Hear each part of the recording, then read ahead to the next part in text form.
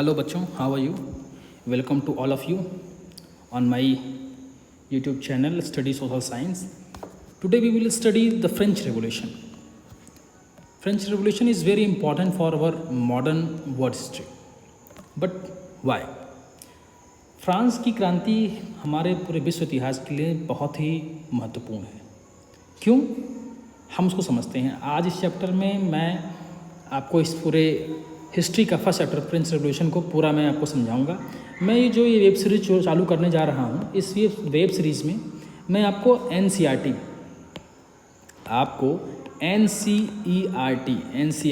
पूरा लाइन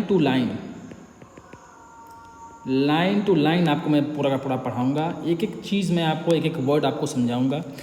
जब ये मैं पूरा का पूरा चैप्टर ख़त्म कर दूँगा तो उसके बाद मैं आप लोगों का एक ऐसा वीडियो बनाऊंगा जिसमें मैं आपको आधे घंटे या 45 मिनट में मैं पूरे के पूरे चैप्टर को एक ही वीडियो में ख़त्म कर दूंगा। उसमें मैं माइंड मैप से नोट्स से मैं आपको समझाऊंगा। लेकिन ये जो चैप्टर है ये आपका जो वेब सीरीज़ है उसमें मैं पूरा लाइन टू लाइन आपको समझाने वाला हूँ। लाइन टू लाइन का मतलब ये हुआ कि NCERT की हर एक लाइन बहुत इंपॉर्टेंट होती है। आपको पता है कि पूरे पेपर का 25% जो होता है 1 मार्क क्वेश्चन आता है, तो इसमें 1 मार्क क्वेश्चन कहीं से भी आ सकता है ना। और मैं आपसे पहले भी कहता रहा हूँ, हमेशा आया हूँ, फिर से कहूँगा कि आप लोगों को NCERT तो कम से कम एटलीस्ट 3 टाइम्स तो आपको पढ़नी चाहिए। तो मैं आपको इसमें समझाऊँगा, बहुत ईजी वे में समझाऊँगा। आपको एक वर्ड को आपको समझाऊँगा कि एक लाइन को आपको समझाऊँगा कि इसका मतलब क्या है और ये पूरा का पूरा ये जो चैप्टर है वो क्या है।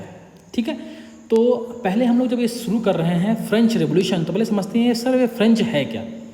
ठीक है, तो चलिए मैं आपको पहले समझाता हूँ कि ये फ्रेंच जो है ये आपको अभी जो आपको स्क्रीन पे दिख रहा होगा ये पूरे यूरोप का एक मैप है।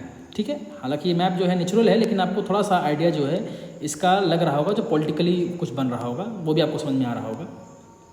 जैसे यहाँ पर जो आपका सिलेबस में दिया हुआ है वो आपका फ्रांस, ये आपके पूरे के पूरे चैप्टर को हमको पढ़ना है। ठीक है, फ्रांस का ये जो चैप्टर है, ये जो पूरा का पूरा चैप्टर पढ़ने वाला है, ये फ्रांस वो यहीं से यहीं तक है। ठीक है, यूरोप में इसकी कंडीशन क्या है तो आप देखेंगे इसके जस्ट नॉर्थ साइड में आपको यूके मिल जाएगा, जिसको हम लोग इंग्लैंड भी बोलते हैं, है ना। इसको हम लोग पूरा आगे चल के पढ़ेंगे। तो ये जो यूनाइटेड यूके आप लोग सुनते हैं, यूके का मतलब होता है पहले ये यहाँ से यहाँ तक को इंग्लैंड बोलते थे, बाद में स्कॉटलैंड मिल गया तो इसको नाम पड़ गया ब्रिटेन। इस पूरे आइलैंड का नाम हो गया ब्रिटेन। और बाद में जब इसको आयरलैंड को भी इसमें जोड़ दिया गया तो इसका पूरा का पूरा नाम बन गया United kingdom of Britain and Ireland. ठीक है, तो हम लोग जो ये पढ़ने वाले हैं यूके, ये फ्रांस का बिल्कुल पड़ोसी देश है। ठीक है, इसके बगल में आपको स्पेन मिलेगा, इस साइड में आप थोड़ा सा आओगे तो इटली वगैरह मिलेगा, यहाँ पर आपको स्विट्जरलैंड वगैरह मिलेगा। इस समय उस टाइम पर ऑस्ट्रिया रहा करता था। इधर आपको प्रसा का टाइम मिलेगा और इधर नीदरलैंड आपको मिलेगा। ये कुछ एरिया हैं जो आपके उस टाइम पर उस समय थे। ठीक है, अब हम लोग थोड़ा देखते हैं कि सर ये जो आपने बताया है ये एक्चुअल में ये हम लोगों को फ्रांस का, थोड़ा सा मैं इसको और बड़ा करता हूँ। हाँ, फ्रांस के इस सिलेबस में आपको आपके चैप्टर के मैप के सिलेबस के लिए बहुत इंपॉर्टेंट है। एक तो ये पेरिस आपका सिलेबस में दिया हुआ है, फिर एक नैंथेस, ये जो पोर्ट है, ये वाला पोर्ट ये आपके सिलेबस में दिया हुआ है। उसके बाद बॉर्डोक्स, ये आपके सिलेबस में दिया हुआ है, जो यहाँ पर पोर्ट एक बना हुआ है। फिर एक मार्सलीज जो एक यहाँ पर है, ये आपके सिलेबस में दिया है। कुल 4 पॉइंट्स आपके दिए हुए हैं, पेरिस, नैंथेस, बॉर्डोक्स, मार्सलीज। ये आपके मैप सिलेबस में दिया हुआ है। ठीक है, तो हमने आपको समझाया कि ये यूरोप में कहाँ सिचुएट करता है, कहाँ पर ये है। ठीक है ना, इसके एक साइड में आप पर देखेंगे अटलांटिक ओशन है, एक साइड में आप देखेंगे तो मेडिटेरियन सी है, इसके बीच में आपको फ्रांस पूरा का पूरा मिलेगा। ठीक है ना, अब हम लोग समझते हैं, ये तो हम लोगों ने समझ लिया। अब हम समझते हैं जिस चैप्टर को हम लोग पढ़ रहे थे कि सर ये आपने समझा दिया, अब हम लोग समझते हैं रेवोल्यूशन का मतलब क्या होता है। ठीक है, रेवोल्यूशन का मतलब क्या होता है, तो मैं आपको समझाने वाला हूँ कि रेवोल्यूशन, कहीं पर आप वर्ड सुनोगे, कहीं पर आप रिफॉर्म वर्ड सुनोगे, कहीं पर आप मूवमेंट जैसा वर्ड सुनोगे, कहीं पर स्ट्रगल जैसा वर्ड सुनोगे।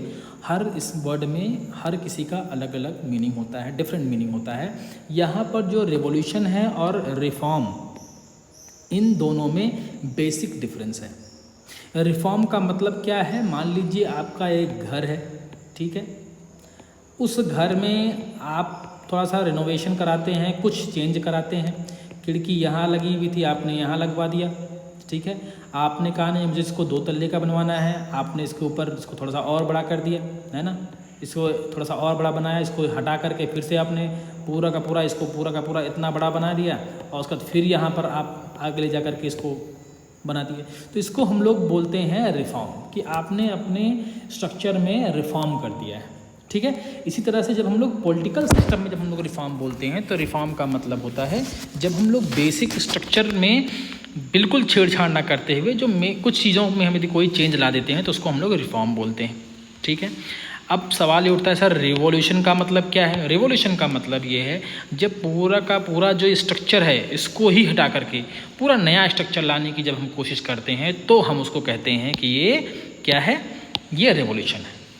बेसिक स्ट्रक्चर कोई मतलब आपने अपना घर ही पूरा तोड़ दिया और उसकी जगह पे पूरा का पूरा नया घर बनाया, नए कमरे बनाए, तो उसको हम लोग रिवॉल्यूशन कहते हैं, ठीक है। तो हम लोग क्या पढ़ने वाले हैं कि फ्रांस जो यूरोप का एक देश है वहाँ पर कुछ हुआ, क्या हुआ वहाँ पर ये हुआ, एक रेवोल्यूशन हुआ, वहाँ का जो बेसिक पॉलिटिकल स्ट्रक्चर था उसको चेंज कर दिया गया। ये हम लोग इसमें पढ़ने वाले हैं। कब हुआ इसके लिए आपको एक डेट याद रखनी चाहिए, डेट है 14 जुलाई 1789। ये आपके एग्ज़ाम में 1 मार्क्स में पूछा भी जा चुका है कि फ्रेंच रेवोल्यूशन किस डेट को हुआ था। आपको एग्ज़ाम लिखना है 14 जुलाई 1789, ठीक है। अब मैं इसको पूरा एक पैराग्राफ मैंने आपको समझाता हूँ कि इसका मतलब क्या है और ये है क्या, ठीक है। जो इस चैप्टर में दिया हुआ है कि on the morning of 14 July 1789 the city of Paris was in a state of alarm. 17 जुलाई 1789 की सुबह को पेरिस में एक आतंक का अलार्म मतलब एकदम आतंक का माहौल था, ठीक है। सब लोग एकदम से चौकन्ने थे। The king had commanded troops to move into the city. King ने उस टाइम पर मूव करने के लिए कह दिया था, कहाँ, सिटी के अंदर। अब इसका मतलब सर क्या हुआ, सिटी का मतलब क्या हुआ सर, क्या ये सिटी नहीं रहता था? देखो बेटा, वहाँ की कैपिटल जो पेरिस है इससे थोड़ा दूर वर्साय एक जगह है, वहाँ पर इसका महल था। कहाँ पर? वर्साय जो है वो पेरिस से थोड़ा दूर है, वहाँ पर इसका महल था, वहाँ पर ये रहता था महल में। पेरिस उसके थोड़ा सा दूर था, ज़्यादा दूरी पर नहीं था। मैं आपको यदि मैप में आपको दिखे तो मैं आपको मैप में दिखाता हूँ। इस मैप में हो सकता है आपको शो करे, नहीं इस मैप में नहीं बेटा है, नहीं तो अदरवाइज मैं आपको दिखाता।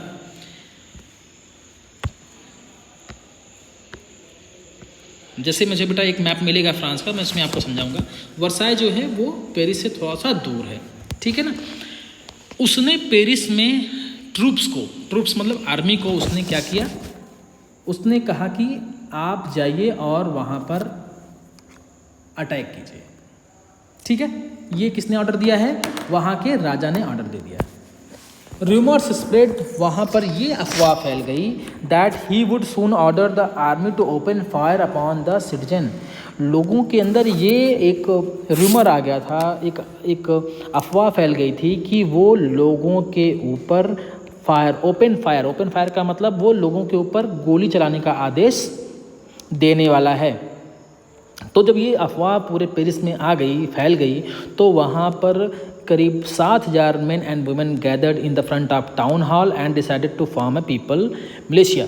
तो वहाँ पर टाउन हॉल के सामने, वहाँ पे जो टाउन हॉल था पेरिस का, वहाँ पे करीब 7,000 men women सब लोग इकट्ठा हुए और उन्होंने अपना एक जनसेना पीपल मिलिशिया उन्होंने बनाया। अब पीपल मिलिशिया का मतलब क्या होता है? देखिए बेटा, जब ये मिलिशिया हमने वर्ड यूज कर लिया तो मिलिशिया का मतलब होता है एक तरह से मिलिट्री तैयार करना, ठीक है ना।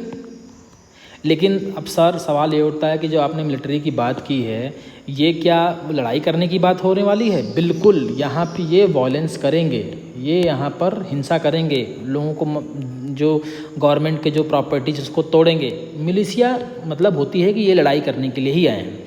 कभी कभी कुछ एसोसिएशन ऐसे होते हैं जो कोई कल्चरल प्रोग्राम के लिए इकट्ठा होते हैं, कभी कुछ होते हैं वो पॉलिटिकल चुनाव लड़ने हैं इसलिए इकट्ठा होते हैं, लेकिन ये जो है यहाँ पर वायलेंस के लिए इकट्ठा हुआ होते हैं। तो वहाँ पर पीपल मिलिशिया जो है वो इकट्ठा हुई और इन लोगों ने बनाया, 7,000 लोगों ने इकट्ठा किया और उसके बाद ये लोग they broke into a number of government building in search of arms. तो ये सभी लोग अभी मिलिट्री बना के रखे हैं, तो उसके लिए आर्मी के लिए तो आर्म्स भी ज़रूरत पड़ेगी, हथियारों की ज़रूरत पड़ेगी। ये कहाँ से मिलेगी? तो उन्होंने बहुत सारे जो बिल्डिंग्स थी गवर्नमेंट की वहाँ पर अटैक कर दिया। उनको लगा कि यहाँ पर एक दो कुछ भी मिल सकता है तो वहाँ पर अटैक कर दिया। ठीक है, आगे चल करके finally a group of several 100 people march towards the eastern part of the city and storm the fortress prison Bastille. ये बहुत इंपॉर्टेंट है। बास्तिल एक जगह है, ये जो कुछ जो लोग थे, ये लोग जो सैकड़ों लोग थे, ये लोग चले और जो पेरिस शहर का जो ईस्टर्न पार्ट था, मतलब पूर्वी जो हिस्सा था, उस साइड में एक बास्तिल नाम का एक फोर्ट था। फोर्ट मतलब किला था। वहाँ पे वो वहाँ पर गए और वहाँ उस जेल को तोड़ना शुरू कर दिया। फोर्ट्रेस प्रिजन का मतलब है कि वो जेल था और प्रिजन भी था, ठीक है ना। उसको उन्होंने तोड़ना शुरू कर दिया क्योंकि वेयर दे होप, क्योंकि वो सोचते थे टू फाइंड होल्डेड अम्यूनिशन। उनको लगता था कि वहाँ पे बहुत सारा गोला बारूद बहुत सारा मिलने वाला है। In the arm fight that followed, वहाँ पर एक आर्म फाइट हुई, झगड़ा हुआ, लड़ाई हुई और इसमें क्या हुआ? The commander of Bastille was killed. इसमें वहाँ का जो कमांडर था, जो हेड था किले का, उसको वहाँ पर मार दिया गया। वहाँ से जो किले के अंदर जो प्रिजनर्स थे उनको छुड़ा दिया गया। हालांकि जो प्रिजनर्स थे बहुत ही कम थे, 7 ऑफ देम, उनमें से केवल 7 ही थे, ज़्यादा बड़ा जेल नहीं था, केवल 7 ही लोग थे उनको, लेकिन उन लोगों ने क्या कर दिया? छुड़ा दिया। Yet the Bastille was hated by all. ये जो बास्तिल था ये सभी के द्वारा इसको बहुत ही हेट करते थे, बहुत ही नफरत करते थे। वो नफरत इसलिए करते थे क्योंकि ये डेस्पोटिक पावर ऑफ किंग, ये डेस्पोटिक पावर ऑफ किंग का मतलब हुआ ये राजा के जो पावर था, जो निरंकुश पावर था, जिसके ऊपर कोई कंट्रोल नहीं, उस कंट्रोल जो उनके ऊपर पूरा कंट्रोल नहीं था, उसको वो सिंबलाइज करता था। ये दिखाता था कि राजा का पावर यही है। क्यों? क्योंकि इसलिए ऐसा था क्योंकि राजा जो है लोगों को इसी जेल में बंद कर दिया करता था। वहाँ पे कई सारे आर्मी के लोग भी रहा करते थे, तो इसलिए लोगों को लगता था कि ये सिंबल है। और जब इन लोगों ने इसको तोड़ना शुरू कर दिया और वहाँ पर जो प्रिजनर्स थे उनको छुड़ा दिया, तो उनको लगा कि हम राजा के खिलाफ जो है बिल्कुल खिलाफ हम लोग लड़ रहे हैं। The fortress was demolished. उस किले को तोड़ दिया गया और उसके पत्थरों को, stone fragments were sold in the market. यहाँ तक कि उस किले के पत्थर को लोगों ने बेचना शुरू कर दिया। क्यों बेचना शुरू कर दिया? क्योंकि लोगों का मानना था कि ये सोवेनियर ऑफ इट्स डिस्ट्रक्शन, ये एक तरह से ये एक स्मृति चिन्ह की तरह होगा, एक मेमोरेंडम की तरह होगा। लोग इसको देखेंगे तो याद करेंगे, देखिए ये बास्तिल का था। आप बता दूं बेटा, आज भी बास्तिल का वो जो पत्थर तोड़ के रखे गए हैं, जो तोड़े गए हैं, वो आज भी बहुत महंगे हैं। लोग उसको आज भी अपने घरों में जाकर रखे हुए हैं कि ये जो है उस ज़माने का है, बास्तिल के टाइम का ये पत्थर है, और करोड़ों अरबों रुपए में उसको बेचते हैं। जब उसको बिकने की बारी आती है तो वो जितना बड़ा पत्थर उतना उसकी कीमत, या उसका किले का जो भी था। आप समझ लीजिए कि अभी तक उसको स्मृति चिन्ह के तौर पर उसको माना जाता है। The days that followed saw more writing both in Paris and country side. Paris में इस तरह से बहुत सारे दंगे उस दिन देखे गए और आगे के दिनों में भी यही जारी रहा।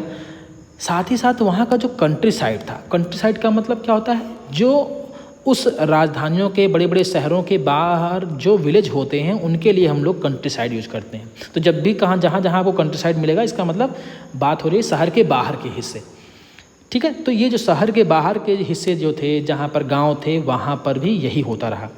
Most people were protesting against the high price of bread. जो मोस्टली जो पीपल थे वो किसका विरोध कर रहे थे? हाई प्राइस ऑफ ब्रेड के जो हाई प्राइसेस थे उसका वो लोग विरोध कर रहे थे। Much later when historians looked back upon this time they saw it as a beginning of the chain of events that ultimately led to the execution of the king in France. इसका मतलब हुआ बाद में जब historian ने इसको देखना शुरू किया, जब शुरू कर दिया, तो उन लोगों को ये बात लगी कि ये जो पूरा का पूरा घटना घटी थी, एक्चुअल में ये तो एक चेन ऑफ इवेंट है। ये ऐसा नहीं है कि एक बार पहली बार ऐसा हुआ है, उनको ये मालूम चल गया कि ये तो एक घटना घटी है और ये घटना उसके पीछे बहुत सारे एक कॉजेज़ हैं, कॉजेज़ के बाद ये ऐसी घटना घटी है। आपको बताऊं बेटा, हिस्ट्री में क्या होता है, जब भी हम कोई चीज़ पढ़ते हैं तो हम देखते हैं कि हर एक चीज़ का एक कॉज होता है। ये जो कॉज है उसकी वजह से कोई इवेंट होता है, उस इवेंट का कोई इम्पैक्ट होता है और ये जो इम्पैक्ट बताता है उसके कारण भी कोई ना कोई इवेंट होता है। मतलब बाद में ये जो इम्पैक्ट है ये क्या बन जाता है, कॉज बन जाता है और फिर ये इवेंट जो हुआ है वो आगे वाले इवेंट के लिए कॉज बन जाता है। तो ये कॉज इम्पैक्ट का जो ये फॉर्मेट है ये पूरी की पूरी हिस्ट्री में फॉलो होता है। आप देखेंगे पूरी हिस्ट्री में ऐसे ही फॉलो होता रहा है। मैं आपको जब इस पूरे चैप्टर को मैं बताऊंगा तो आपको मैं समझाऊंगा कैसे किस तरह से 1789 से कहानी शुरू होती है और ये 1791 फिर 1792 फिर 1793 से 94 फिर उसके बाद जो है 1799 और 1804 और लास्ट में 1815, यहाँ तक हम लोग आगे चल करके देखेंगे। तो एक पूरी की पूरी रीज़न है कि इस कारणों से ऐसी ऐसी घटनाएं घटी हैं। हम इसके बारे में पूरा का पूरा पढ़ेंगे। आगे लिखा हुआ है, दो most people at the time did not anticipate this outcome, how and why did this happen. हम लोगों को समझना है कि ऐसा क्यों हुआ और कैसे हुआ। इसको हम लोग पूरा कॉज के जरिए, इवेंट्स के जरिए आगे वाले आने वाले